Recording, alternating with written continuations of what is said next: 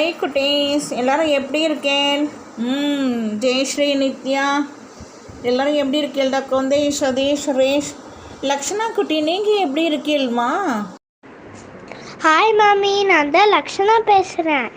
நீங்கள் எப்படி இருக்கீங்க? நான் நல்லா இருக்கேன். உங்களுடைய எல்லா கதையும் எனக்கு ரொம்ப பிடிக்கும். பட்டு செல்லுங்களா, எல்லோரும் நன்னா இருப்பேன்னு நினைக்கிறேன். எல்லாத்துக்கும் இன்றைக்கி ஸ்கூல் லீவ் விட்டுருக்கோம். ஸ்கூலில் ஹோம்ஒர்க்லாம் நல்லபடியாக முடிக்கணும். சரியா குழந்தைங்களா? எல்லோரும் டெய்லி ஆற்றுல நெத்தி கூட்டுண்டு சுவாமி முன்னாடி நல்ல ஏதோ 2 வரி ஸ்லோகம் பாட்டெல்லாம் சொல்லுவேன்னு நினைக்கிறேன்.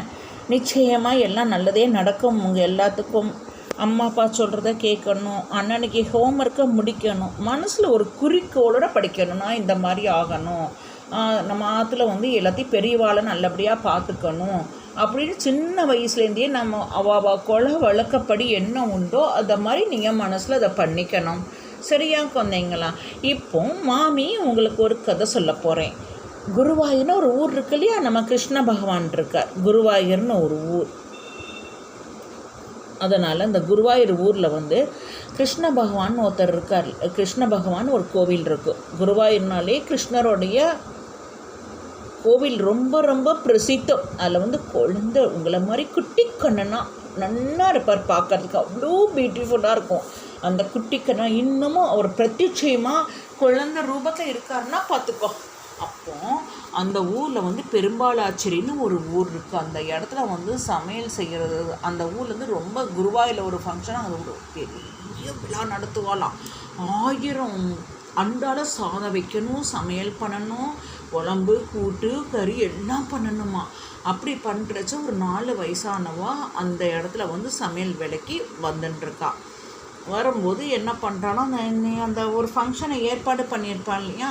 அந்த நிகழ்ச்சி பொறுப்பாளர் என்ன சொல்கிறாருன்னா, இவாளை பார்த்துட்டு பொதுவாகவே எதுக்கு தெரியுமா அந்த கதை வருது? யாரையும் பார்த்து நம்ம ஏளனமாக சிரிக்கக்கூடாது, பேசக்கூடாது.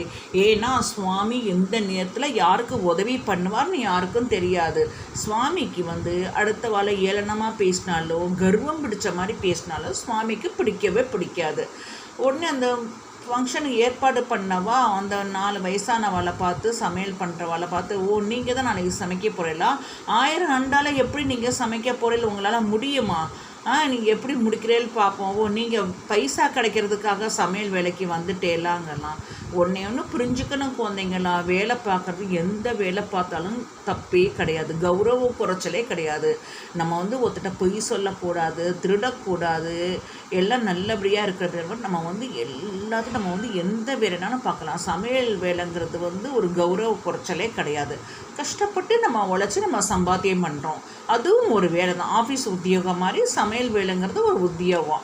அப்படி இருக்கிறச்சு இவன் பண்ணும்போது அவள் ஏளனமாக சிரிச்சிட்டு பேசிட்டாங்க. இந்த வயசானவ பார்த்தேலாம் அவளுக்கு கண்ணு நிறைய முட்டிட்டு ஜலம் தழும்பி நிற்கிறது. குருவாயூரப்பா என்னை காப்பாற்று குருவாயூரப்பா. இவன் அப்படி பேசிட்டாலே நான் எங்கே போவேன் குருவாயூரப்பா? நீ தான்ப்பா எங்களுக்கு நாளைக்கு நல்லபடியாக இது பண்ணணும், எங்கள் கூட இருந்து உதவி பண்ணணும் அப்படின்னு சொல்லிட்டு குருவாயூரப்பாண்ட பிரார்த்தனை பண்ணிக்கிறான். என்ன மறுநாள் காலையில் அவள் அந்த குளத்துக்கு குளிக்க போகிறா. சமையல் பண்ணணுமே குளத்துக்கு குளிக்க போகிறா. ஏன்னா அந்த குருவாயூரப்பனுக்கு நைவேத்தியம் பண்ணணும்லே அந்த பெரும்பாலாச்சேரிங்கிற ஊரில் ஒரு குருவாயூர் கோயில் இருக்குது. குருவாயூருங்கிறதுலேயும் ஒரு குருவாயூர் கோயில் இருக்குது. அப்போது குளத்தை குளிக்க போகும்போது அவள் ஊரில் இவனுக்கு பழக்கப்பட்ட ஒரு பையன் நகோரிங்கிற ஒரு பையன் இருந்துட்டு அவன் பல் தேய்ச்சின்னு இருக்கானா. இவளுக்கெல்லாம் ஒரே ஆச்சரியம்.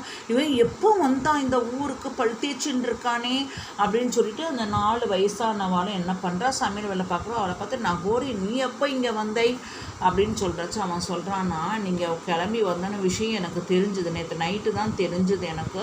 அதனால் நான் உங்களுக்கு கிளம்பி உங்களுக்கு உதவியாக இருக்கலான்னு கிளம்பி வந்துட்டேன் அப்படின்னு சொல்லிட்டு இருக்கானா. உடனே அவனும் குளிச்சுட்டு இவளுக்கு கூட மாட பால் பாயசத்துலேருந்து சாதம், குழம்பு, கூட்டு, பொரி, ரசம், கறி எல்லாத்தையும் கட இவளுக்காக பண்ணிடுறானா.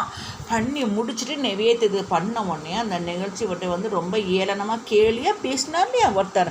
அவள் இவாளை பார்த்து ரொம்ப ஆச்சரியப்படுறான். அதுக்கு முன்னாடி இந்த குட்டி பையன் என்ன பண்ணானா, இவாள்கிட்ட போய் சின்ன பையன் எனக்கு குருவாயூரில் அவசரமாக வேலை இருக்குது, நான் கிளம்பி அப்புறம் வரேன்னு சொல்லிட்டு இவன் பாட்டுக்கு குருவாயூரை பார்த்து போயிட்டானா. அப்போ இவாளுக்கு வந்து அந்த பையனோட நினைப்பே வரலையாம். ஒன்று அந்த ஃபங்க்ஷன் ஏற்பாடு பண்ணாமல் அவரை கூப்பிட்டு நிறைய வெகுமதியெலாம் கொடுத்து ரொம்ப பாராட்டுறலாம். இவ்வளோ வயசானாலும் இவ்வளோ சுறுசுறுப்பாக பண்ணிட்டேலே அப்படின்னு சொல்லி பாராட்டுறலாம். ஏன்னா இதுலேருந்து என்ன தெரியுதுன்னா, ஒருத்தர் நம்ம கர்வமாகவோ ஏளனமாகவோ பேசக்கூடாது.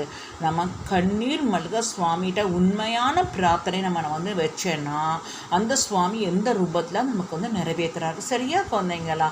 அதுக்கப்புறம் இவள் வந்து அந்த சாமானை வாங்கிட்டு கையில் பைசாலாம் வாங்கிட்டு ஊருக்கு போகிறான். ஊருக்கு போகிறோன்னா யார் நகோரிங்கிற சிறு பையன் யார்? குருவாயூரப்பன் தான். குட்டி கிருஷ்ணன் தான் அந்த நகோரிங்கிற சிறுவன் ரூபத்தில் வந்திருக்கான். இவள் ஊருக்கு போய் தூங்குறாளாம். தூக்கத்தில் கனவுல வந்து குருவாயூரப்பன் சொல்கிறாளாம், எல்லாத்தையும் நம்ம வேலை பார்த்தேன்னு எனக்கு கூலி கொடுக்காம போயிட்டேன்னு அவன் சிரிக்கிறானாம். அதே மாதிரி இவாளுக்கு வந்து என்றைக்குமே நம்ம சுவாமிகிட்ட வச்ச பிரார்த்தனை நியாயமான பிரார்த்தனை நிச்சயமாக நம்மளுக்கு நடக்கும். அந்த பிரார்த்தனை நடக்கலைன்னா சுவாமி நமக்கு நல்லதுக்கு ஏதோ பண்ணுறார். அதேனால் யார் பார்த்தாலும் உங்காத்து வந்த மனுஷால அவள் உருவத்தை வச்சு நம்ம கேலி பண்ணக்கூடாது, கிண்டல் பண்ணக்கூடாது, எதுவுமே பண்ணக்கூடாது. ஏன்னா ஒவ்வொருத்தரும் ஒவ்வொரு ரூபம், ஒவ்வொரு உருவம், அவளுக்குள்ளேயும் நல்ல குணங்கள் மறைஞ்சிருக்கும். அவள் சுவாமிகிட்ட நம்ம வந்து கண்ணீர் மல்க பிரார்த்தனை பண்ணுவா. நல்லா நிச்சயமாக நீ அவள்கிட்ட போய் நல்லா பாசமாக பேசினேன்னு வச்சுக்கோங்க, வாங்கோ தூத்தம் சாப்பிட்றேலாம் அப்படின்னு கேட்டேன்னா அவள் யார் எந்த ஒரு ஜீவராசியும் அவளுடைய உருவத்தை வச்சு நம்ம கேலியே பண்ணக்கூடாது. ஒன்னால் நான் இவ்வளோ பண்ணிட்டேனே, நான் இவ்வளோ படித்து மார்க் வாங்கிட்டேன், நீலாம் எங்கே மார்க் வாங்க போகிறேன்னா அடுத்த பையனை பார்த்து நம்ம கிண்டலே பண்ணக்கூடாது.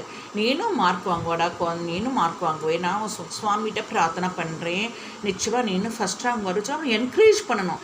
என்கரேஜ் பண்ண உற்சாகப்படுத்த சுவாமி உனக்கு நிறைய நல்லது கொடுப்பார். சரியா குழந்தைங்களா? நல்லா சமத்தாக இருக்கணும் சாப்பிட்டுட்டு. நாளைக்கு இன்னொரு கதையோட மாமி உங்களுக்கு வந்து இன்னொரு கதை சொல்ல வரேன். சரியா குழந்தைங்களா? ஓகே ராச்செல்லாம், பை குழந்தை.